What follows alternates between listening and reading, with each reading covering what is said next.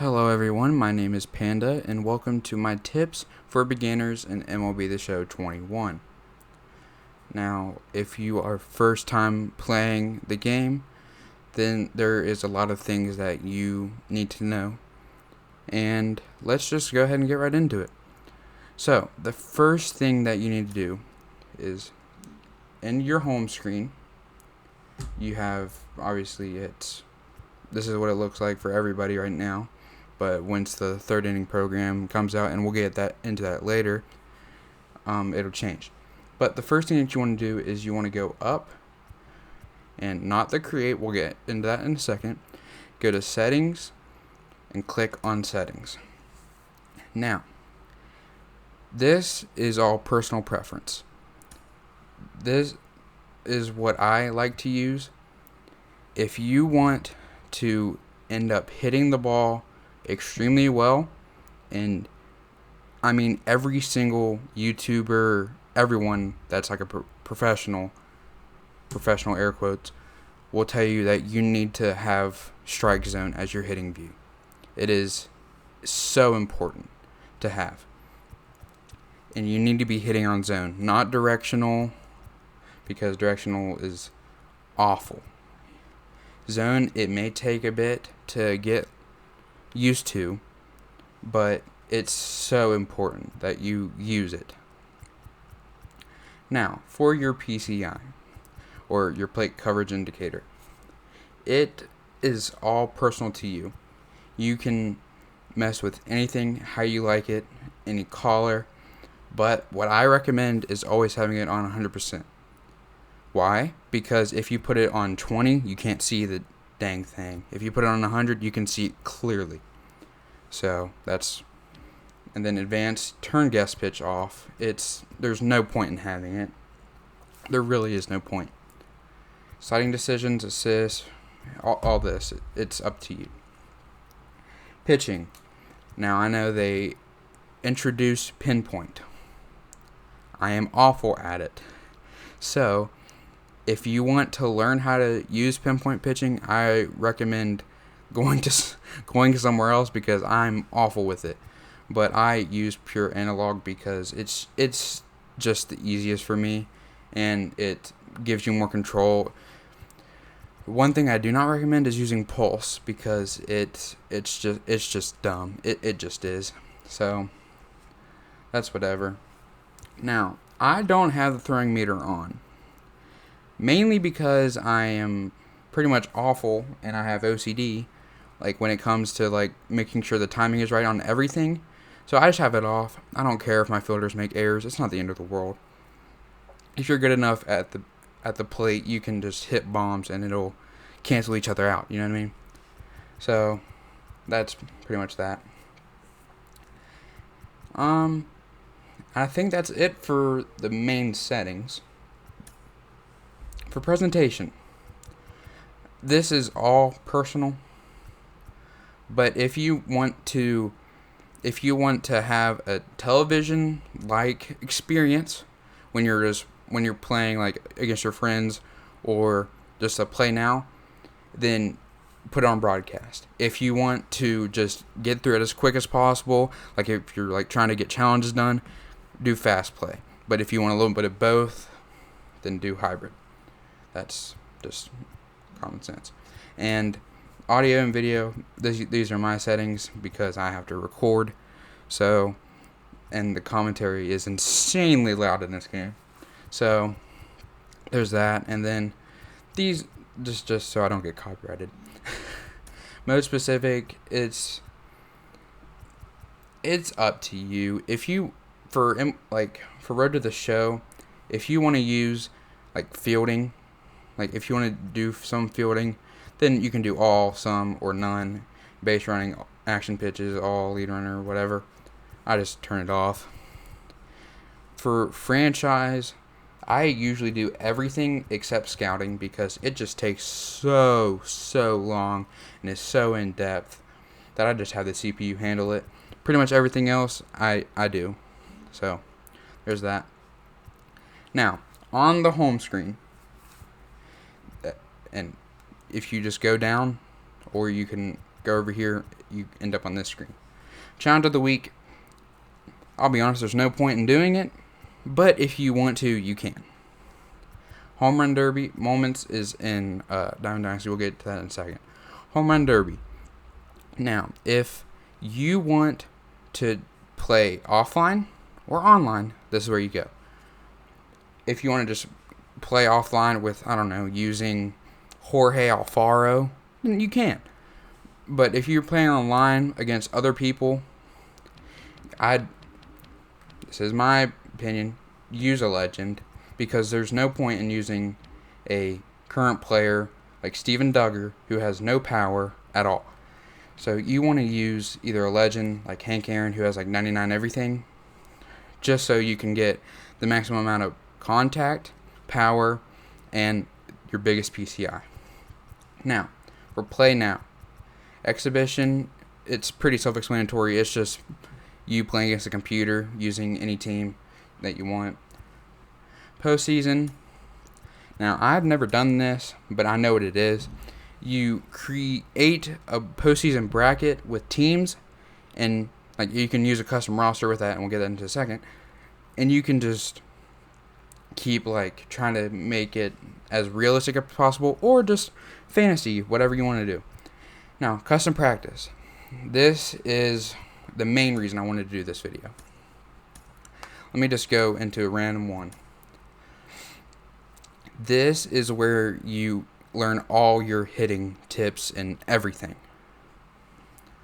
Now, once you get in here, if you want to get better, go to Options, Gameplay, turn this thing on Legend. Now, you're going to be like, why would I do that? Why would I do that? Because if you do that, and make sure you're batting, whatever, hold on, and you put it on Legend, this will get you ready. Like, your PCI is so small. It'll get you ready for playing online against big, like, at the top levels, and it'll just get you better at, like, recognizing pitches, what they are, how they're moving, and everything. Like, getting that fastball's way inside, so I was late. But it's self-explanatory. If you want to get better, go into custom practice and hit on Legend. It'll help you so tremendously. Now, if you want to play Diamond Dynasty, personally, I am not the biggest Diamond Dynasty fan. I'll be the first to admit it. But it is fun, and it's complicated at first, but once you get the handle of it, it's pretty easy. That's my team. Who cares? But I'll explain to you where you can find everything. Exchanges, never do them. There is no point in doing exchanges unless it's for challenges. If you go to this screen for exchange players, there's no point in doing this. I promise you. Now, Marketplace. It is very confusing, but it's not. Let me explain. For the buy now and sell now, it seems easy, right? Buy, sell options. Oh, let me just buy this Al Leiter for 200,000 stubs, which obviously I don't have. That's what it seems like, right? Perfect. But you don't want to do that. If you are buying a card, trust me. Let me just go to like a common, because if you want to get the best value, put in a buy order. Now you're like, what is a buy order? Well, you see how the Sean Rodriguez is 78 stubs if you buy him now, and there's 0 sell now. Let me buy, sell options. Now, you see how 78 stubs for buy, no sell listings. If I click on this, instead of buy now at 78 stubs, create buy order. And if you want to do this, just type in 5. And that you'll only get 5 stubs taken away. Like, this is for a common, so that's the minimum that you can.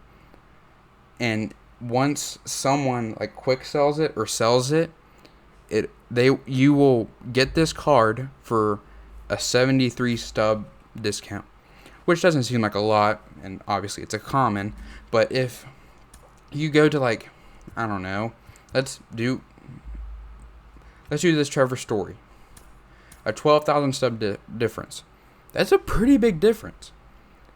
So instead of paying 206,000 stubs, you can just put in a buy order for 195,000 stubs, and you're instantly saving 11,000 stubs right there. So it is extremely important that instead of just going through and just buying the collection to get Mariano Rivera, who's the collection reward, you just want to put in a buy order. It will save you so much stubs, and it will make your stub count like livable. You know what I mean?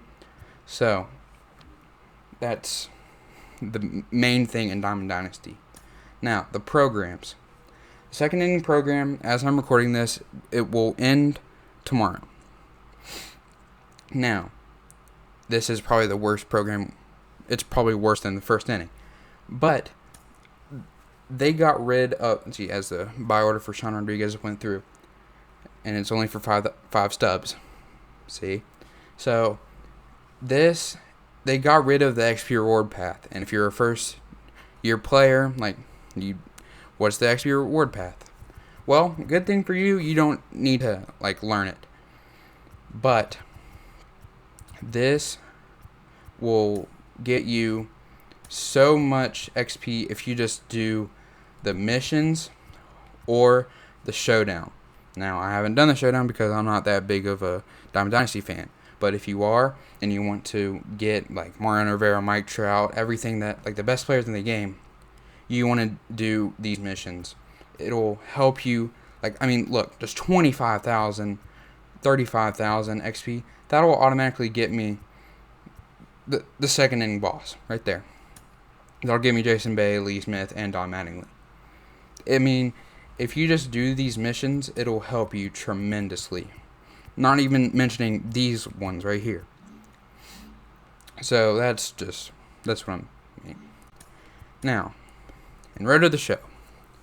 This year, Road to the Show has been questionable at best. I think if you don't know what I'm talking about, let me explain. In Road to the Show, they have had a horrible time figuring out everything that's stats not counting, XP not gaining, pretty much everything. It's been rough. Now, if you want to get into Road to the Show, great. It's fun. It is time consuming, but it is fun. If you don't understand what the ball player is, I'll give you a rough idea. So this is my guy. I'm not going to say his name, but you can pretty much figure it out if you can read. It is your person that you can use when you're in Road to the Show, or you can use them in Diamond Dynasty. Now, Diamond Dynasty and ball player, it's having some complications where you can only, it doesn't save your appearance and stuff, and your name and whatever. But if you want to do these Diamond Dynasty missions for your ball player, which will get him bigger and better attributes like I've already maxed them out. And Road to the Show, again, these they are not counting at the moment. So once the next update comes out, which hopefully is soon, because my gosh, it needs to come out soon, which will be in 18 hours or whatever, it'll more than likely fix that. Now, they said last time that it fixed it, and it didn't. So, take that as you will. But, if you want to get into franchise, now, this is my bread and butter. I know everything about franchise. If you want me to make a more in-depth video just about franchise, I can completely do that for you. But I'll go over the broad strokes of it. Now for this, I'm going to just start new and using current rosters. Pirates are awful, and they are my favorite team, unfortunately, so I will use them. Again, I always use everything except scouting. Now, at first, this may look complicated. Trust me, it really is not. Up in the top right, you have your roster, which you can look at and it's your roster, obviously. If you go to your depth chart, you can look at each year and you can see how each player will progress by 4 years ahead. So if I wanted to see Brian Hayes in 2025, I can see that he will be a 94 overall. But if you want to see how he will be in 2022 after 1 year of progression, it says a rough estimate of an 86 overall, which is good. So that's what depth chart is. Now your lineups and pitching rotation, you just set that yourself, or you can have the CPU handle it. And it's basically pretty self-explanatory. You can set where, if you know baseball, it's just your average lineup. Pitching rotation, 5-man rotation with however many bullpen arms that you have up at the moment. Usually it's 11, 12, or 13. But since we're in spring training, yeah. Training. I normally don't touch this. I just have it on auto. But one thing, if you sign a free agent, and let's just go there right now. Say I sign Roberto Osuna. Hold on. I need to release a player. Let me release whoever that was. And I sign Roberto Osuna. If I go to his training, he will not be training. And it's because, well, first off, he's in AAA, and whatever. It's because you sign him as a free agent. So you have to do that yourself. Is this for every single year after you sign a free agent in free agency in the offseason? No, it is not. It's just in the beginning of the season, you have to assign a training. It's kind of dumb, but, I mean, I get it. You can, they'll be not training, but if you just flip it to the left, it'll give them their auto, and that's what I usually do. So, your budget. Now, in the beginning of franchise, you can set each of your normal, settings. But if you keep budget on, this is a very important screen. Now, you'll see how everything is kind of spread all over the place and kind of confusing. Admittedly, it is. But let me break it down. So, it'll show how much they are making this year right here in this column, and you can sort it by what they're making this year. But you see that I only have $12 million made in 2022 because there's nobody on contract after this year. So, I only have $12 million in salary for this year, which is for next year, which is really good. And I have $66 million, and there's no salary cap in baseball. There is none. You can spend however much money you like. But you do not want to make it to where you are over the you want to make sure you are getting revenue. And I'll show you how you can gain some extra revenue if you keep the budget on. If you go to, hold on, let me just clear that out. Well, first let's go over the GM goals, because it's not necessarily important, but it's just cool to look at. Like, win 10 consecutive games, you can look and see how many times your team has done that. And usually I turn off GM contracts, so I just stay with one team the whole time. It's smarter, but yeah. Let me sim to the regular season. This is an amazing way to gain revenue. Go to your sponsorships. Now, you can choose any if you have any. Again, you can buy them off of the community market, which I already showed you. But if your team, like, let's use this one for example. If my team hits a home run, we are automatically gaining $10,000. Just like that. And which doesn't seem like a lot, but trust me, it goes a long way. $20,000 per win, $15,000 per double play, $3,500 per run. It goes a long way, and it's really, really important that you use sponsorships. Scouting is really tough. I can make a whole separate video on scouting if you want me to. Now, let's go to free agency. Now, since it's the first year, and we just signed Roberto Osuna, he's not in here. And I don't know why I signed Roberto Osuna, because in real life we're not going to talk about that. But as it has real life free agents now, the only one that's mainly missing, Yasiel Puig. It's not a big deal. It's not like he's going to get a contract anyways. But if you want to sign a free agent, this is the bargaining screen, like the contract negotiation screen. This is how much he's going to get paid, not right now, but throughout his contract. For if you just go down to 1 year, you can see how much he's being paid in a year. Now, I want to give him a $4 million deal, which is kind of realistic. But if I want to stretch it out for 2 years, I can also give him a player option or club option or both. I'll be honest, I do not know what both means.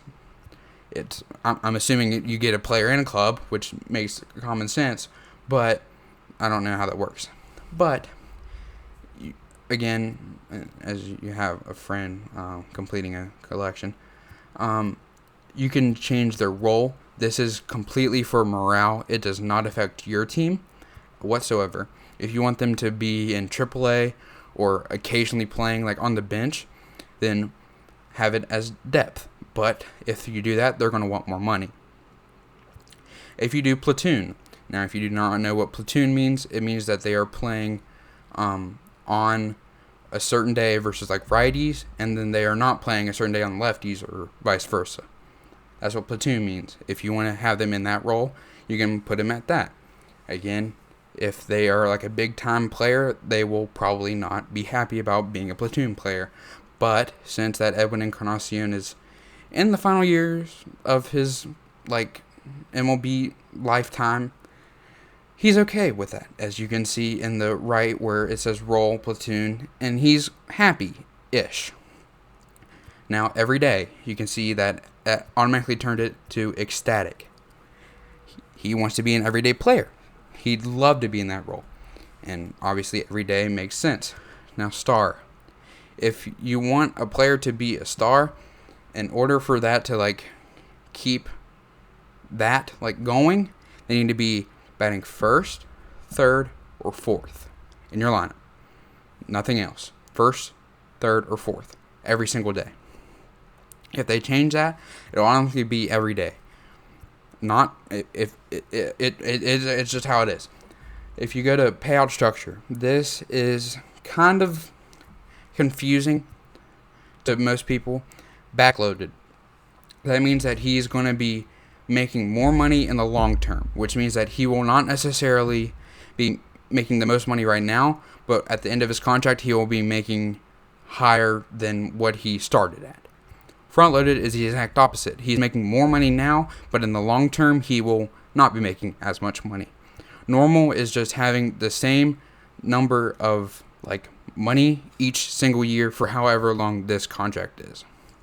So that's free agency and like everything. Scouting, I will go over that in a different video if need be.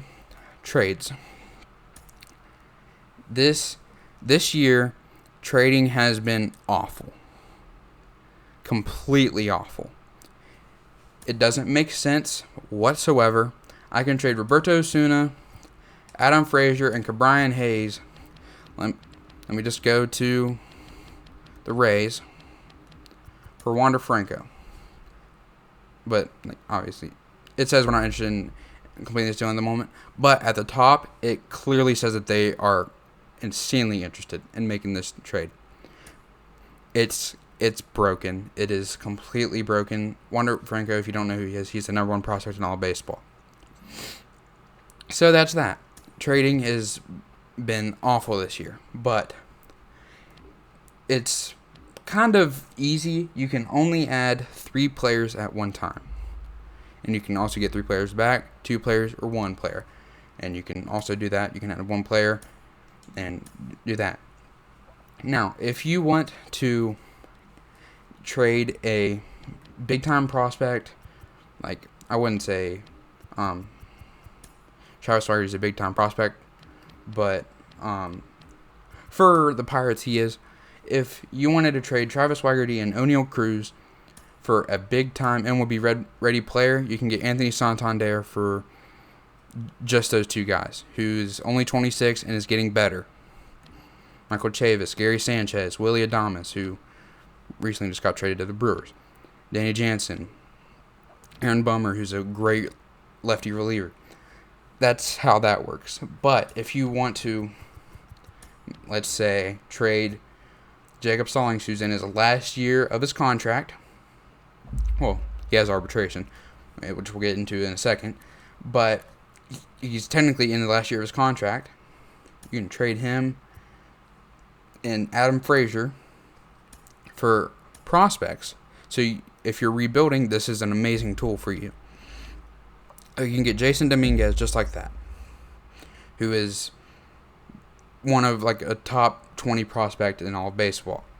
Just like that. It's that easy. That's how awful trading is this year. But that's basically the broad strokes.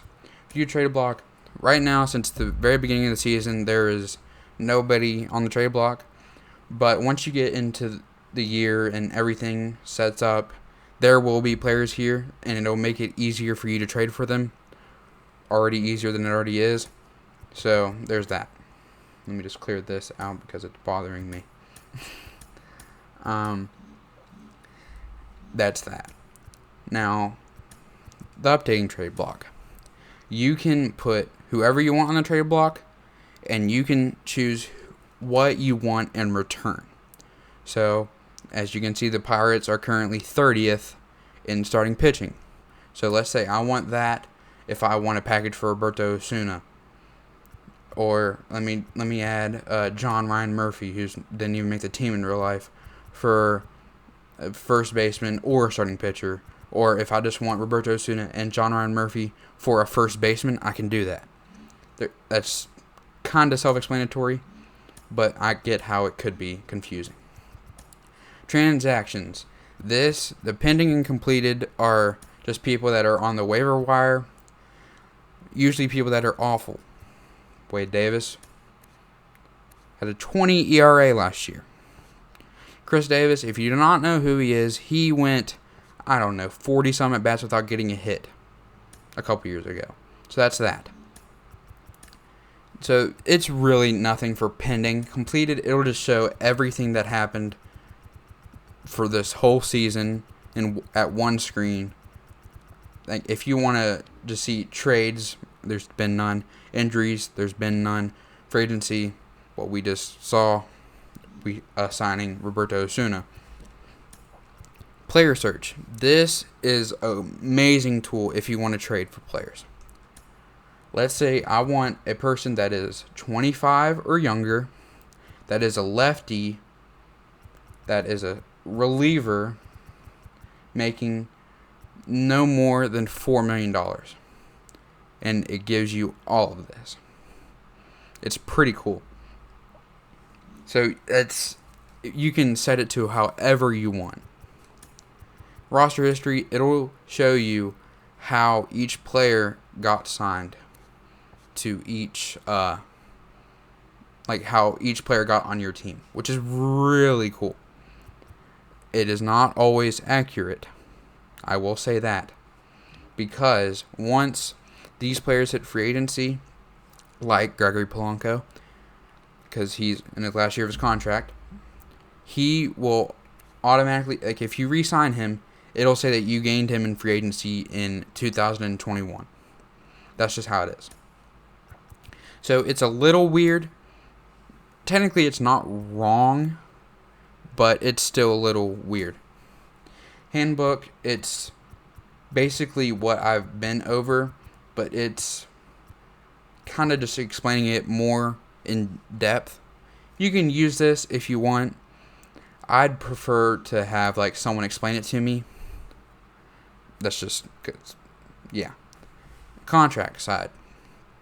Coaches, it's you can fire them or you can keep them. And then scouts. If you don't get anything from this video, make sure you get this. Hire the highest asking price scout for East, West, Central, and International. You do not need more than one for each one, and you do not need someone that is wanting $802,000 because they are horrible. You want the highest asking price and for each one. So if I want to hire this guy and this dude, well, hold on. That's the highest asking scouts for each region. You want that in order to draft better players. It is crucial for you. Now, if you do not play franchise, you don't have to watch this video.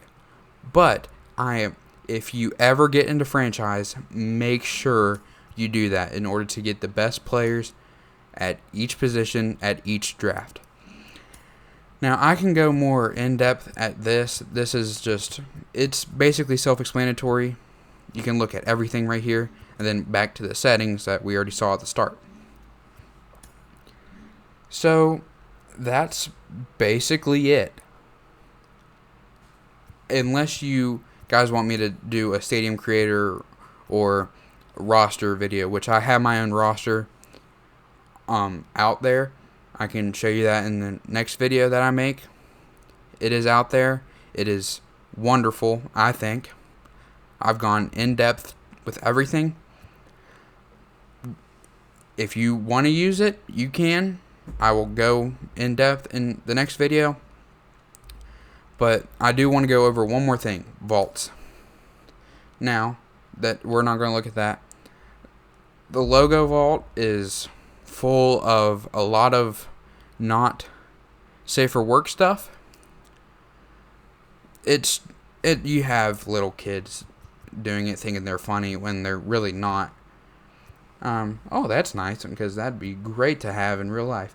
Pirates Restart. But this is basically it. You can scroll through each roster vault, or there's 217 pages of it. Or you can get players. Like, let's say I want Barry Bonds, who, if you do not know who Barry Bonds is, if he didn't take steroids, he'd probably be the best player of all time considered. I could download Barry Bonds, who kind of looks like Barry Bonds. So there's that, and then you have some sliders, just normal sliders that you can download.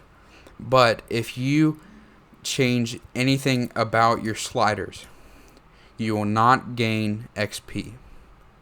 Trust me, you will not gain XP whatsoever. You need to make everything default.